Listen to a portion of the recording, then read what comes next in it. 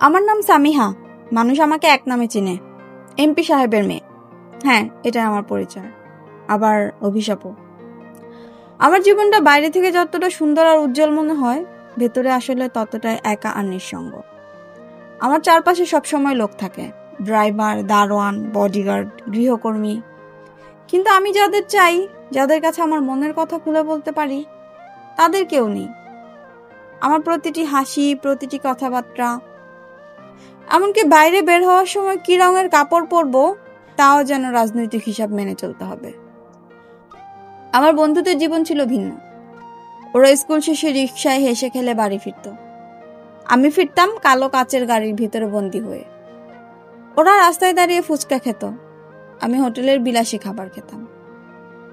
অথচ সেই রাস্তার ধুলোমাখা ফুচকার স্বাদ পাওয়ার জন্য মন কাঁদত। আমি অনেকবার বাবাকে বলেছিলাম, আমাকে সাধারণভাবে থাকতে দাও, কিন্তু বাবা প্রতিবার হেসে বলতেন, আমাদের পরিবার সাধারণের জন্য নয়, আমরা আলাদা। হয়তো বাবা ভুল বলেননি, কিন্তু আমি তো আলাদা হতে চাইনি। আমি চাইতাম কেউ যেন আমায় সাধারণভাবে দেখে, শুধু সামিহা হিসেবে, এমপি কন্যা হিসেবে নয়। আর ঠিক তখনই ও আমার জীবনে এলো, আরাফাত। আমি প্রথম ওকে দেখি আমাদের এলাকার পুরনো লাইব্রেরিতে। ওখানে আমি মাঝে মাঝে যেতাম, বইয়ের গন্ধটা আমার ভালো লাগে। যেদিন তাকে সামনে দাঁড়িয়ে আমি সেদিন খুঁজছিলাম আমি হুমায়ুন আহমেদের একটা বই। ঠিক তখনই দেখি পাশে দাঁড়িয়ে আছে এক ছেলে, গায়ের রং শ্যামলা, চোখ দুটো অদ্ভুত শান্ত, পরনে সাদামাটা শার্ট আর ফিকে হয়ে যাওয়া জিন্স। চেহারায় কোনো অহংকার নেই, অথচ একটা ভরসা জাগানো আভা আছে। আমি ওর দিকে তাকিয়ে থাকলাম, যেন মনের অজান্তেই।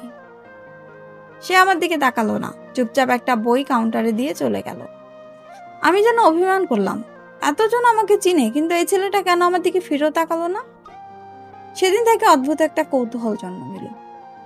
কয়েকদিন পর আবার লাইব্রেরিতে গেলাম, ওকে দেখলাম। আমি সাহস করে বললাম, আপনি কি ওই বইটা পড়ছেন? সে অবাক হয়ে আমার দিকে তাকালো, তারপর মাথা নেড়ে উত্তর দিল, হ্যাঁ পড়ছি। আমি আবার বললাম, কেমন পড়তে? ভালো? কাহিনী কেমন? সে হেসে শুধু উত্তর দিল, ভালো। কথা শেষ, আর কিচ্ছু না। এমন নির্লিপ্ততা আমি কোনোদিন কারো কাছে পাইনি। মানুষ আমার সাথে কথা বলার সময় কেমন যেন ভয়ে ভয়ে থাকে, তোষামোদ করে, কিন্তু এই ছেলেটা একদম সোজা সাপটা। সেই সরলতাটাই আমাকে টানতে লাগলো। আমি অজুহাত খুঁজতে লাগলাম, কখন লাইব্রেরিতে যাব, কবে ওকে দেখা পাবো। কিছুদিন পর সাহস করে জিজ্ঞেস করলাম, আপনার নাম কি? সে উত্তর দিল, আরাফাত। আরাফাত নামটা যেন হৃদয়ে গেঁথে গেল। ধীরে ধীরে কথাবার্তা একটু একটু বাড়লো। সে খুব বেশি বলে না, কিন্তু যখন বলে তখন চোখের গভীরতা সত্যি একটা প্রশান্তি থাকে। একদিন আর লুকাতে পারলাম না, আমি বলে ফেললাম, আরাফাত, আমি তোমাকে পছন্দ করি। আমার মনে হয়েছিল সে হয়তো অবাক হবে, খুশি হবে, হয়তো একটু হাসবে, কিন্তু না, সে একেবারে শান্ত স্বরে বলল, আপনি এমপি কন্যা আর আমি একজন বেকার ছেলে, আপনার আর আমার পথ একসাথে চলার নয়। সেই মুহূর্তে মনে হলো যেন আকাশ ভেঙে পড়লো আমার মাথার উপর। আমি অভ্যস্ত নই প্রত্যাখ্যাত হতে। আমি যে সামিহা, এমপি কন্যা, আমার কথা তো সবাই শোনে, সবাই মেনে চলে, কিন্তু এই সাধারণ একটা ছেলে, সে আমার ফিরিয়ে দিল, কি আশ্চর্য। তখনই মনে হলো, না, আমি হেরে যাব না। যেভাবেই হোক আরাফাতকে আমি পাবই। সে চাক বা না চাক, আমি তাকে আমার জীবনে আনবই। আমি বাবার কাছে গিয়ে বললাম, বাবা, আমি ওই ছেলেটাকে বিয়ে করব। বাবা চোখ লাল করে বললেন, তুমি কি পাগল হয়েছো? একটা বেকার ছেলের জন্য তুমি আমার মান সম্মান ধ্বংস করতে চাইছো? আমি কাঁদতে কাঁদতে বললাম, আমি ওকে চাই বাবা, ওকে ছাড়া আমি বাঁচবো না, প্লিজ বাবা। বাবার সাথে সেদিন রাতের ঝগড়াটা আমি ভুলতে পারি না। আমি বুঝে গিয়েছিলাম আমার সামনে দুইটা রাস্তা, একদিকে বাবার সম্মান, অন্যদিকে আমার ভালোবাসা। কোনটা বেছে নেব তখনও জানতাম না, কিন্তু একটা জিনিস জানতাম, আমি সামিহা, আমি হার মানব না। আরাফাতকে আমি একদিন আমার জীবনে ঠিকই আনবো, যেভাবেই হোক। আর এখান থেকে শুরু হলো আমার জীবনের এক নতুন যুদ্ধ আমার বাবার সাথে, সমাজের সাথে, আর সবচেয়ে বেশি আরাফাতের উদাসীনতার সাথে। এটা কেবল এক ভালোবাসার গল্প না, এটা এক অহংকারের গল্প, এক জেদের গল্প। সেই জেদই আমাকে ঠেলে দিচ্ছিল অজানা ভবিষ্যতের দিকে। প্রথম দিকে আরাফাত যখন আমাকে ফিরিয়ে দিল, তখন মনে হয়েছিল পুরো পৃথিবী আমার বিরুদ্ধে চলে গেছে। আমি কাঁদতে কাঁদতে রাত জেগেছিলাম, বারবার শুধু একটাই প্রশ্ন ঘুরছিল মাথায়, কেন? আমি কি এতটাই খারাপ? আমি তো তাকে সত্যিই ভালোবেসেছি, তবুও কেন সে আমাকে ফিরিয়ে দিল? কিন্তু আমি জানতাম আমার জেদ, আমার অহংকার এত সহজে হার মানবে না। আমি যাকে ভালোবেসেছি তাকে যেভাবে হোক আমার করতে হবে।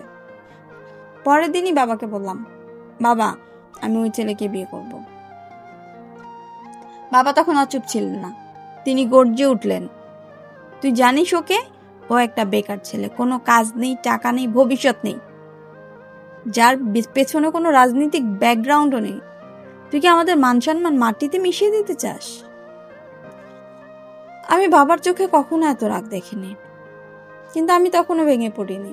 আমি শুধু বললাম, আমি ওকেই চাই বাবা, অন্য কেউ না, অন্য কাউকে না।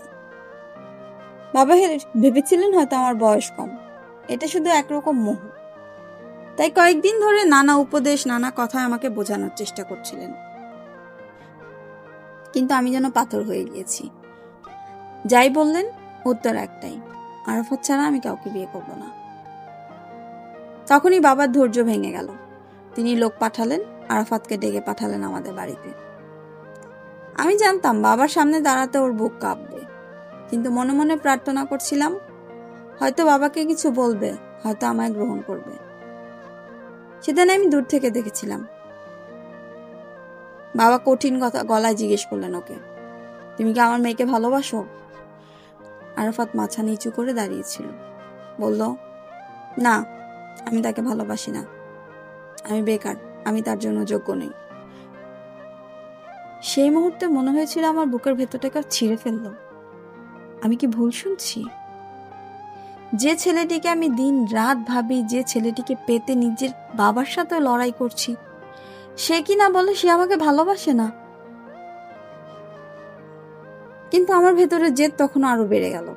আমি বাবার সামনে দাঁড়িয়ে বললাম, যদি আরাফাত আমাকে ভালো না বাসে, তবু আমি ওকেই ভালোবাসবো, ওকেই বিয়ে করব, আর ও একদিন আমাকে ভালোবাসতে শিখবেই। আমার সেই কথায় পুরো বাড়ি নিস্তব্ধ হয়ে গিয়েছিল। বাবা রাগে কাঁপছিলেন, আরাফাত চুপচাপ মাথা নিচু করে দাঁড়িয়েছিল। আমি কিন্তু তখন সিদ্ধান্ত নিয়ে ফেলেছি, যেভাবে হোক এই সম্পর্ক আমি ভাঙব না। এরপর শুরু হলো আমাদের পরিবারের ভেতরে ঝড়। মা কাঁদতে কাঁদতে বোঝাতেন, মা তুমি বুঝছো না, এই পথে গেলে একদিন আফসোস করবে। আমি শুধু মায়ের হাত ধরে বলতাম, আমার কোনো আফসোস হবে না, আমি ওকেই চাই। বন্ধুরা বলতো, তুই কি পাগল? তোর মতো মেয়ে চাইলে হাজারো প্রস্তাব পাবে, বিদেশ ফেরত, বড় চাকরিজীবী, ধনী ব্যবসায়ী। কিন্তু আমি শুধু বলতাম, আমি টাকা চাই না, আমি খ্যাতি চাই না, আমি চাই একজন মানুষ যে আমাকে সত্যি ভালোবাসবে, আর আমি জানি একদিন আরাফাতই হবে সেই মানুষ।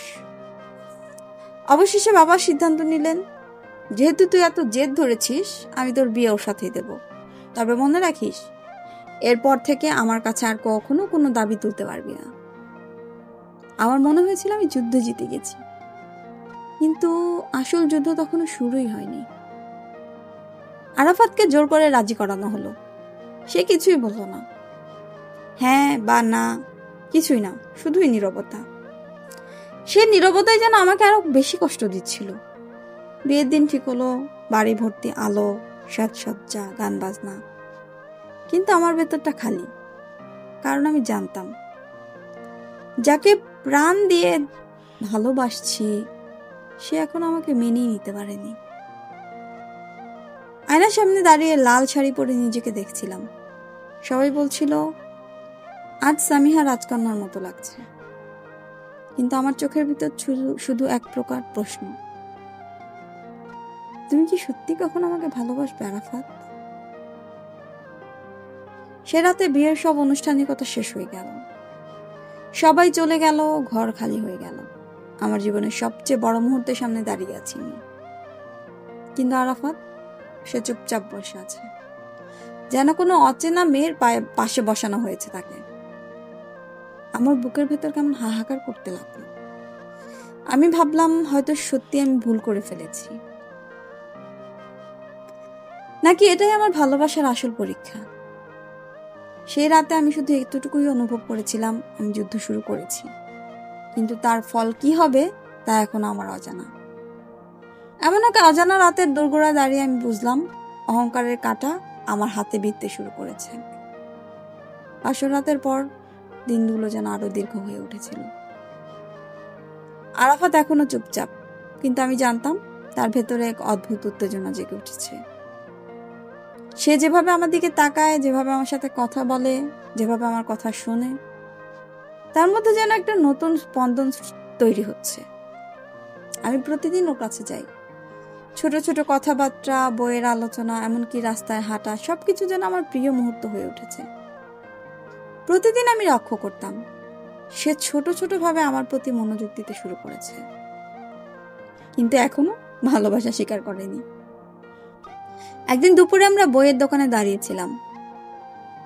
আমি হেসে বললাম, আরাফাত, তুমি কি কখনো ভেবেছ আমরা একসাথে কিছু করতে পারি? সে চুপ।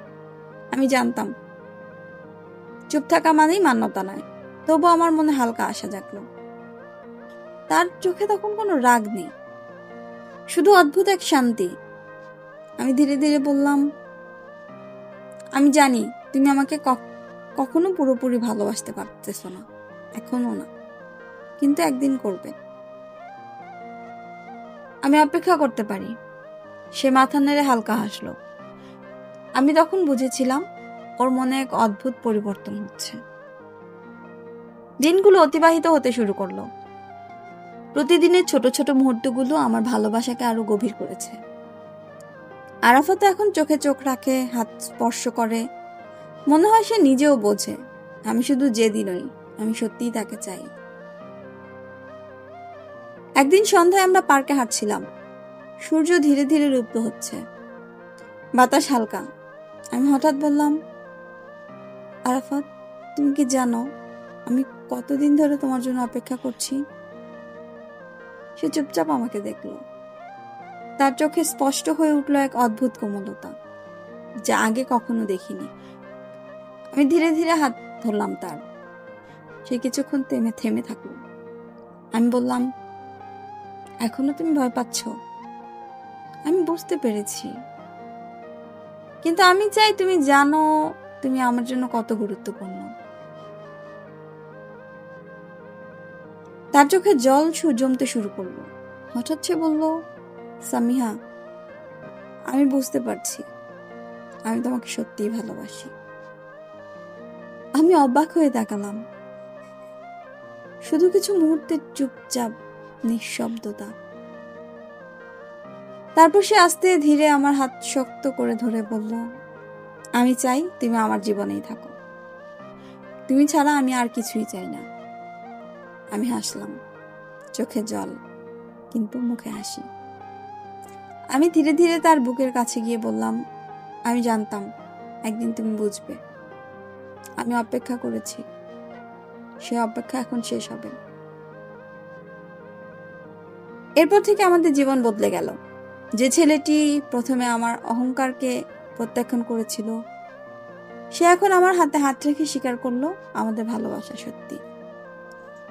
আমরা একসাথে হাঁটতে লাগলাম, হাত ধরে, হৃদয় মিলিয়ে। সেদিন রাতে চাঁদের আলোয় আমাদের গল্পের শেষ অধ্যায় লিখতে লিখতে আমি বুঝতে পারলাম কতটা জেদ, কতটা ধৈর্য, কতটা ভালোবাসা লাগলো একটা হৃদয়কে অন্য হৃদয়ে পরিণত করতে। আরাফাতের হাত শক্ত হয়ে আছে আমার হাতে। আমি জানি আরাফাত এখন শুধু আমার নয়, আমার ভালোবাসা তার হৃদয়ে চিরকাল ফুটে থাকবে। এই হলো আমার গল্পের শেষ। একটি গল্প যেখানে যেখানে অহংকারের কাঁটায় ফুটে উঠেছে সত্যি ভালোবাসার গোলাপ। আমি হার মানিনি, আমি জিতেছি, এবং আমি জানি এই ভালোবাসা চিরস্থায়ী হবে।